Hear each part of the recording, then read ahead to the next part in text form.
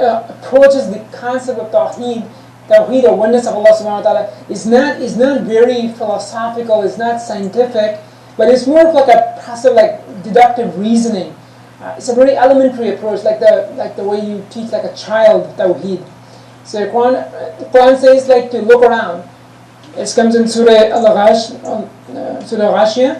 أَفَلَا يَنْظُرُونَ إِلَى الْإِبِلِ كَيْفَ خُلِقَتْ. So do they not look around how the camels have been created? وَإِلَى السَّمَاءِ كَيْفَ رُفِعَتْ.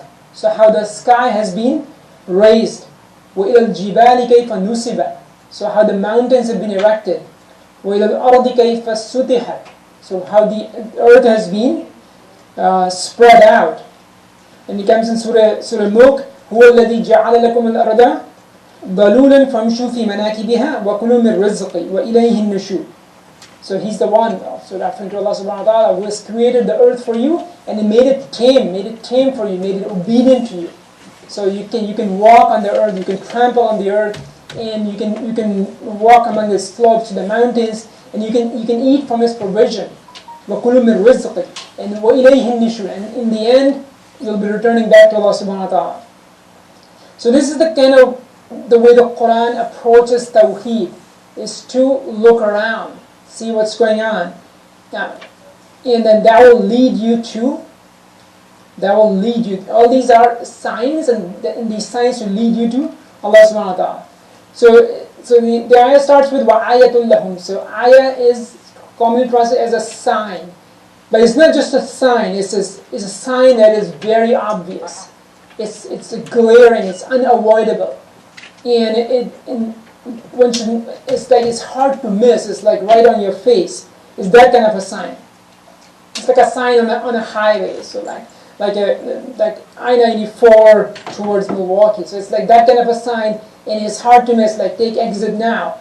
So you have to make a conscious effort to miss that sign. That's called the ayah. And it's also kind of a sign that automatically leads you to something where the sign is pointing to.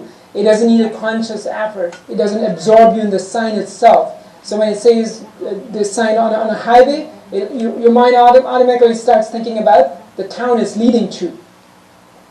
So that's the kind of sign ayah is. So ayah is a specific kind of sign that has these features. And these signs around us these ayahs around us should take us automatically to Allah subhanahu wa ta'ala. So when we look at the sun, the moon, the stars, and ourselves, and it should immediately take us to Allah subhanahu wa ta'ala. It should remind us of Allah subhanahu wa ta'ala. And if that is not happening, then there's a problem. Either there's a problem of intelligence, there's lack of mental awareness, or there is a corruption in the fitrah. The fitrah is a natural disposition, the innate nature. So we've been created to know our Creator and to worship the Creator. That's our innate disposition.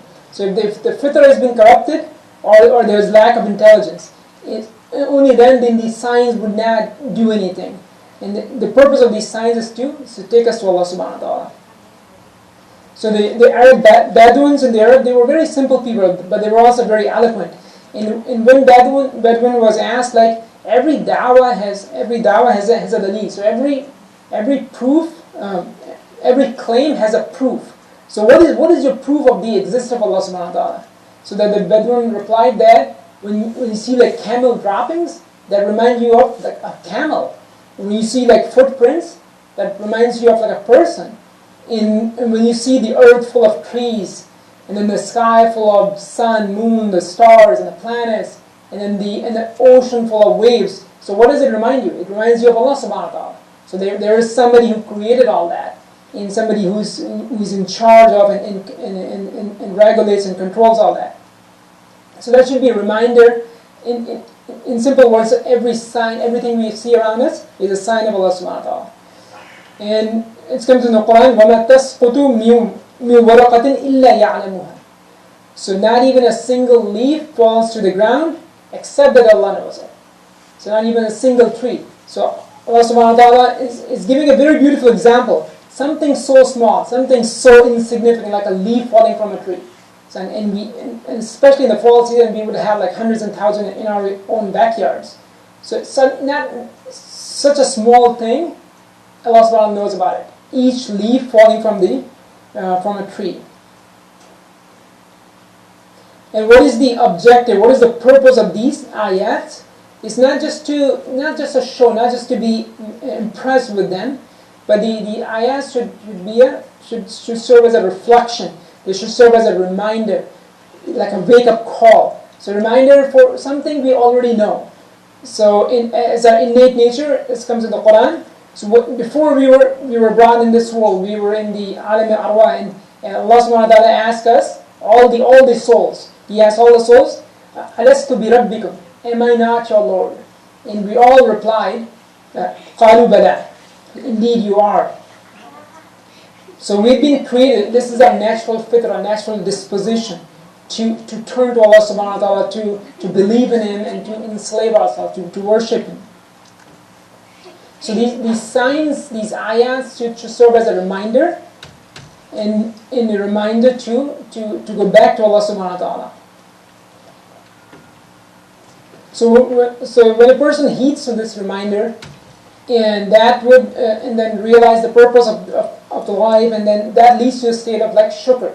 So when a person sees the sign, is reminded, and that leads to shukr or gratefulness, and then the person is like is grateful, is thankful to Allah subhanahu wa ta'ala for everything. And what is the manifestation of shukr? It's not just lip service, not just saying alhamdulillah, but the manifestation of shukr is to enslave oneself to Allah subhanahu wa ta'ala. And that's the shukr is the basis of iman. That's why the kufr, which is the opposite of shukr, it's translated as disbelief, but it also means ungratefulness. So the person who goes through this journey, it's a person who sees the sign, the person is reminded and grateful, and that person doesn't need to be forced to pray. That person doesn't need like a police force to make sure that he's fasting in the month of Ramadan. So the person feels compelled to worship Allah subhanahu wa ta'ala. So with that background of ayah, I'll start with the actual verse. وَآيَةٌ لَهُمُ الْأَرْضُ الْمَيْتَةُ. So a sign for them is the dead earth. وَآيَةٌ لَهُمُ الْأَرْضُ الْمَيْتَةُ. So for them is referring to a specific group of people that Surah Yasin addresses, that came before us, and they were reminded, messengers were sent. But it could also mean the entire humanity. It could mean all of us. A sign for them is the dead earth. So the earth is dead, barren land. And then the Allah subhanahu wa ta'ala, أَحْيَيْنَاهُ. So we gave it life. So we gave it life by the rain. So the earth is completely dead, rain falls on it, and then it becomes alive again. And وَأَخْرَجْنَا مِنْهَا حَبًّا. And from that grows a seed, a grain. فَمِنْهُ يَأْكُلُونَ. From that they are eating. So a sign for them is the dead earth. So the earth was dead. Allah subhanahu wa ta'ala revives the earth with the rain, and then from that grows the grain, and then from which they are eating. And Allah subhanahu wa ta'ala continues the progression. وَجَعَلْنَا فِيهَا جَنَّاتٍ مِّن نَخِيلٍ. So and from that grows the gardens of جَنَّاتٍ مِّن نَخِيلٍ. Nakhil means the date palms. وَعَنَابٍ means the grapes. So earth was dead, and then all these things started to grow, and then there was a lush garden of dates and grapes. Especially for the Arabs, like the nakhil and anab are very relevant, because the dates were their primary forms of sustenance. That's what they ate. That's what they do business with. And the anab or grape was more of a luxury item. That's what they would get when they traveled to Syria and the Sham. So وَجَعَلْنَا فِيهَا جَنَّاتٍ مِّن نَخِيلٍ وَعَنَابٍ وَفَجَّرْنَا فِيهَا مِنَ الْعُيُونِ. And also what happens is like the water gushes out in the form of streams. So earth was completely dead. Allah subhanahu wa ta'ala gave it life, and from that grows the grains, the common forms of sustenance, and also dates, and then some luxury items like grapes. And then on top of that, there is the water.